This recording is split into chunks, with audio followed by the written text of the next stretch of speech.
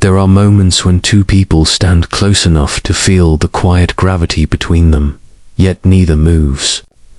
Something in the air tightens. Something unspoken hums beneath the surface. It is not confusion. It is not indifference. It is the unmistakable ache of affection that doesn't know where to rest. Love often begins in silence, long before anyone admits it. It lives in the pauses, in the softened eyes, in the way two hearts learn each other's rhythm without permission.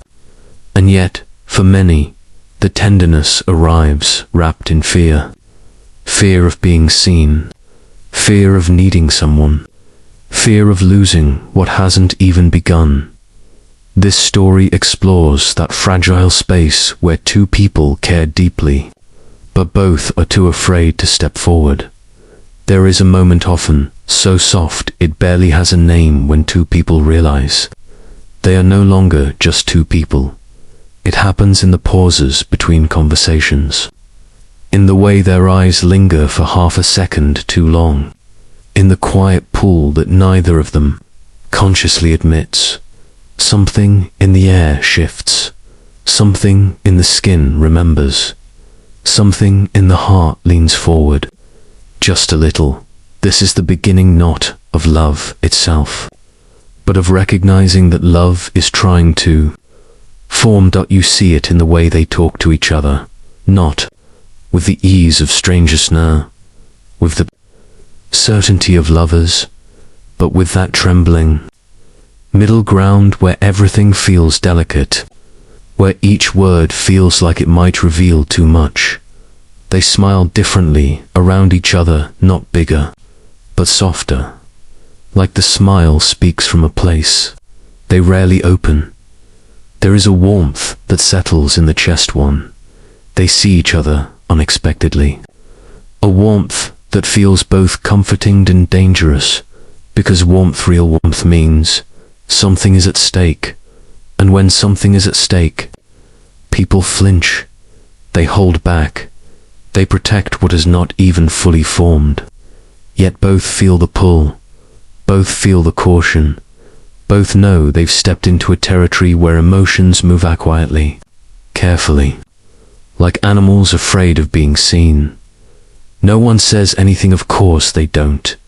Naming it would make it real, and making it real would mean deciding what to do with it. So, instead, they speak in coded gestures, a lingering take care, a slightly softer tone, a message typed, then deleted, then typed again, a laugh, too quick, as if to hide sincerity, a compliment disguised as a joke, a silence that means I felt that, followed by a change of subject that means I'm scared you noticed. It is mutual, it is obvious, it is unspoken, and yet, this is how almost all hesitant love begins, not with declarations, but with reflexes. Their conversations have a gravity to them, not heavy, but magnetic. Even the most ordinary topics feel infused with something intimate. They talk as if they are stepping closer to the edge of something they're not ready to name. Fear lives here too, not fear of each other, but fear of what loving someone might demand, fear of losing control, fear of being misunderstood, fear of wanting too much, fear of breaking something fragile, fear of being the first to care. So they hover at the threshold, close enough to feel connection, far enough to deny it. It looks like uncertainty on the surface, but underneath, it is recognition, the kind that rises like a tide, slow, steady, impossible to stop. You notice it in how they listen to each other, how they remember the small things, how they soften around each other without meaning to, how they try to hide their reactions, yet their reactions reveal them anyway. The affection is already there. The fear is already there. Both are growing at the same pace. This quiet beginning is not dramatic. It is not cinematic, is not a moment with music swelling in the background. It's smaller than that, but deeper. It's the moment they realize they matter to each other, and that caring creates risk. They're afraid to step forward and afraid to step back, so they stay right there in the in-between, in the soft ache of wanting without claiming, of caring without confessing, of loving without saying the word. This is where recognition lives, in the eyes, in the pauses, in the tremor beneath the surface. To people, seeing each other more clearly than either dares to admit. Fear doesn't appear suddenly in adulthood. It grows slowly, shaped by memories that once felt too small to matter. A raised voice, a promise that broke too easily, parent who loved inconsistently, a friend who left without explanation. People learn love the same way they learn language, through exposure, repetition, tone, timing. Some learned that love was warmth. Others learned that love was conditional. Some learned that closeness meant safety. Others learned that closeness meant risk. And when two people who carry these histories meet, their hearts recognize something familiar, something tender, something terrifying. They don't fear each other. They fear the part of themselves that remembers, because love is not simply about the person in front of them, it is also about every emotional echo behind them. Often, the fear begins with childhood patterns that were never fully understood. Children don't question emotional dynamics. They absorb them. If comfort was scarce, they learned to expect scarcity. If affection was unpredictable, they learned to stay alert. If vulnerability led to pain, they learned to hide the softest parts of themselves. And these lessons, learned so young, stay quietly alive. They don't shout, they whisper, but the whispers are powerful. Don't trust wisely. Don't show too much. Don't need anyone.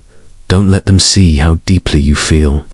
So when two people find each other and the connection feels intense, natural, almost fated, these old whispers grow louder, because intense affection feels like a return to emotional truth. And for many, emotional truth has always been complicated. There is often a defining moment in early relationships when the fear first flickers. A glance that lingers too long, a conversation that feels too intimate, a silence that suddenly feels charged, the realization that this person matters more than expected, more than intended. Love awakens the very part of the psyche that past pain tried to put to sleep. People don't fear love because of love itself. They fear what love can awaken. Hope, need, attachment, loss. To people afraid to love each other often come from similar emotional landscapes, not identical but familiar. Both learned that caring too deeply could lead to hurt. Both learned to survive with guarded hearts. Both learned that independence felt safer than intimacy. And yet, despite all of this, something in them still reaches out quietly, carefully, instinctively. Their fear doesn't come from lack of love.